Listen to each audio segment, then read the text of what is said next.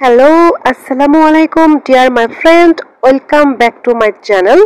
আজ আপনাদের দেখাবো সাগরের শুটকি মাছের সাথে আলু দিয়ে রেসিপি। Let's go. এটি হলো দুবাইয়ের সাগরের 20 কেজি ওজনের একটি শুটকি মাছ। এটি হালকা গরম পানিতে ভিজিয়ে নিলাম। এবার পেঁয়াজ, রসুন, মরিচ, ধনিয়া ও টমেটো কেটে রেডি করে নিলাম।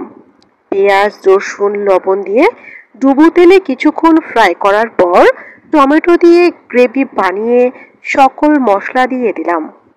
কিছুক্ষণ ফ্রাই করে তাতে পানিতে ভিজিয়ে রাখা শুটকি দিয়ে বয়েল করে তারপর তাতে আলু দিয়ে পরিমাণ মতো পানি দিয়ে 5 মিনিট সিদ্ধ করে নামিয়ে নিলাম। রান্না শেষ, এবার খাওয়ার পালা। এভাবে নিজে বানাতে পারেন সুস্বাদু আলু দিয়ে শুটকি মাছের রেসিপি।